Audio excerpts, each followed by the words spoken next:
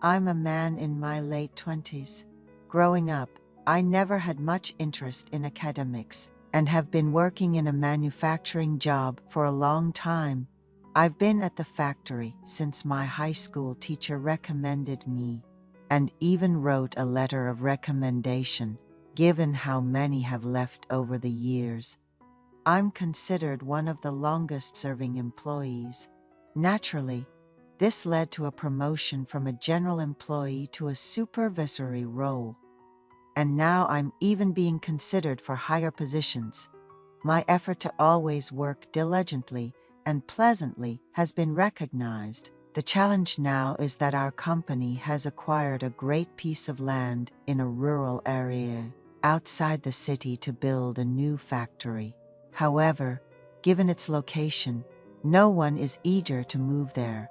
This is especially true for those with families, considering schools for their children and employment for their spouses. One day, the boss called me in and said, "Ethan, think of it as a chance to save a substantial amount of money and go there for just 3 years. We'll take good care of your vacations and leave days. We're really short on people for management positions." After giving it some thought, the offer didn't seem too bad. The salary would significantly increase, and after just 3 years, I'd be guaranteed a promotion upon my return. Although it's a rural area, there are quite a few houses available for rent, and the company offered to cover my housing costs. Considering everything, it didn't seem like a step down from my current situation. The only downsides might be the challenge of dating and a lack of nightlife, but I'm still in my late 20s, and I figured it could be a good opportunity to save up some money. A few days later, I went to my boss and said, "I'll go. You promise a promotion upon my return, right?" We had this conversation, and then I found out I had to move much sooner than expected. With only about 3 weeks to prepare, I had to quickly find a place to live and book a moving service. Since I couldn't visit the place myself, I relied on recommendations from coworkers who were also moving to find a place in a similar neighborhood. I ended up in an old row house, which was quite spacious at around 70 square meters and had recently been renovated, so the condition wasn't bad. However, it was located in a more secluded part of the neighborhood, with fields right outside the window. I could see tractors passing by, and at night, all you could hear were the sounds of crickets. It was a 10-minute walk to the nearest grocery store. Still, there was a shuttle bus for commuting, and I didn't mind the walk, so it seemed like it would be manageable. The first month was incredibly busy, with adapting to the new environment and training many new employees. After about a month, I finally took a 3-day break and spent my time lazily at home. One day, I opened the window for some air and found myself gazing out at the fields, where I saw a woman working. She wore a wide-brimmed hat and a floral scarf that covered her face, making it hard to see her clearly.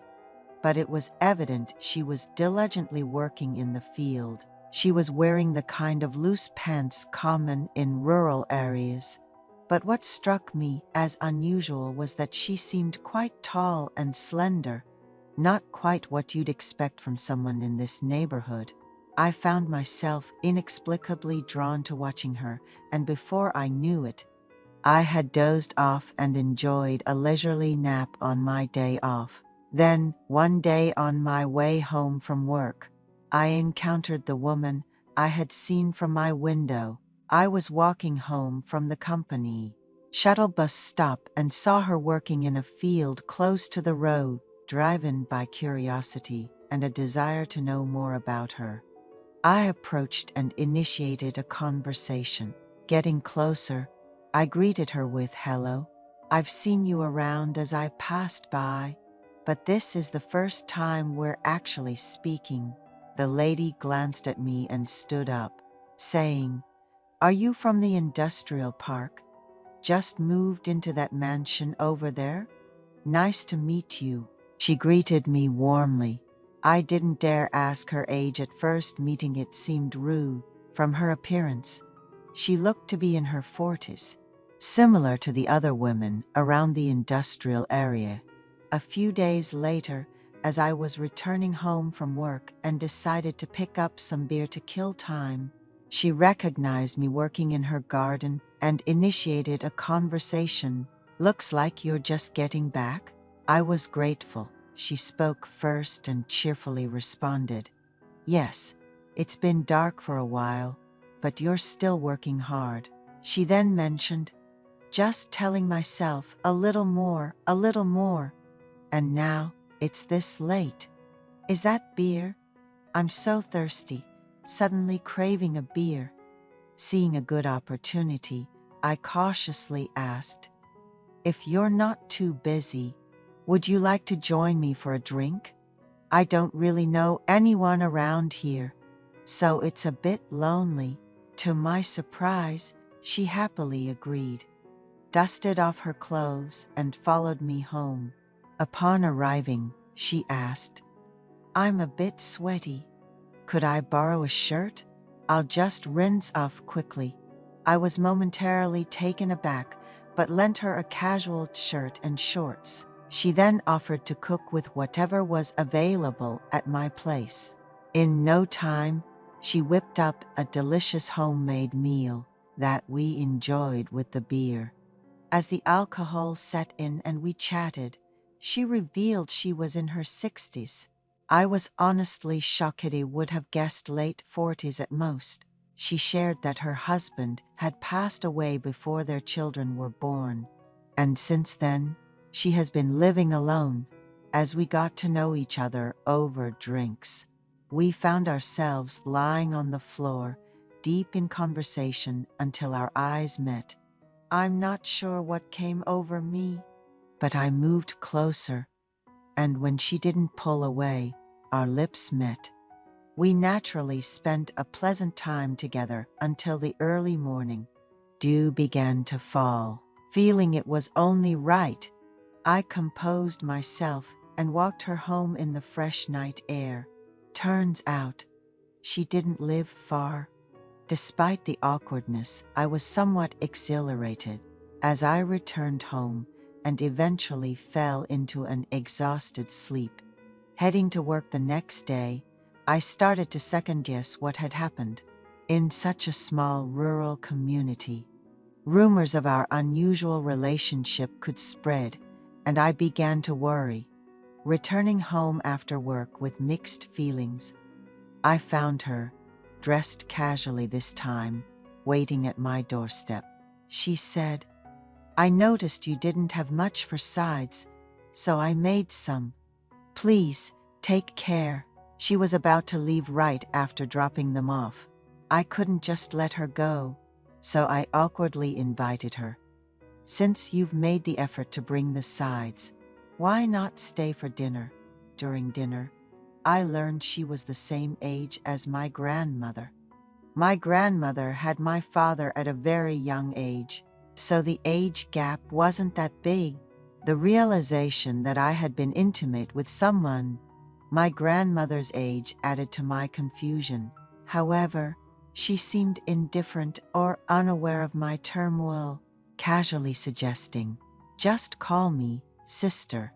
It feels strange to be called aunt or grandma since I don't have kids," trailing off at the end.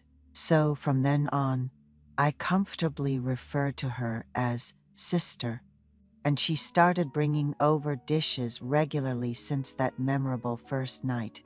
Feeling the need to reciprocate, I often tried to create the right atmosphere. Around that ambiguous time, she started calling me honey in a way that felt more like how older women might address each other rather than a pet name. It's unusual, isn't it, to be called honey by someone of the same sex, nearly 40 years your senior. I was taken aback, but didn't know how to ask her to stop without making it awkward, so I let it slide. We weren't officially dating or even exchanging messages, but we found excuses to meet almost daily under the guise of sharing meals or sides. Up until then, my experience with older women was virtually non-existent. My social circle was mainly mid-20s. Women I met through work or younger friends introduced by pals. But now, our secret rendezvous weren't just confined to my place or hers. We even met in secret in the fields. Initially, I was terrified of getting caught by the neighbors, but with each daring encounter, we grew bolder.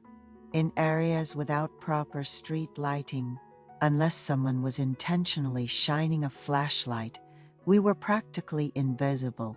What started with my heart racing eventually evolved to me enjoying our meetings even more than her, to the point where getting caught never even crossed my mind. I'd casually suggest, "Let's meet in the fields tomorrow." This went on for almost 3 months until a new woman around my age, in her late 20s, joined our factory. Since peers were rare, we naturally grew close, and at some point, it became evident she was interested in me. The factory folks even nudged me, saying, "It looks like Ethan is into you. You should give it a shot." But for some reason, I couldn't find myself interested in her, despite her attractiveness and figure. To be precise, my attention just doesn't gravitate towards women my age anymore. I've developed more interest in the older women I've been seeing these past months. When I take a moment to reflect, I find myself fantasizing about being close not just with the woman from the factory, but also with her in more specific scenarios at work, in the fields, even at my own home. The folks at the factory seemed to want to push us together, so I made an excuse, saying, "I'll be here for over 2 years, and if we break up, it'll just be awkward." I really don't like that kind of discomfort. They didn't press further, but I could tell they were disappointed. And that woman, even though she treats me like a friend and doesn't contact me outside of work, her eyes say something else entirely. But what can I do? I no longer find women my age appealing. Even while enjoying my time with this older woman, thoughts like, "This really isn't right," keep creeping up on me. Yet, I rationalize that it's not so bad for the time being, as long as I'm living here. I've leaned towards just enjoying the situation I'm in, but then I worry about the future. What if, when I return to my hometown, I still don't find women my age attractive? Honestly, with over 2 years left here, I sometimes get frustrated wondering why I'm even thinking about this now. Can I just ignore it and enjoy the present? I hope I won't end up only being interested in women who are as old as my mom or grandmother when I go back.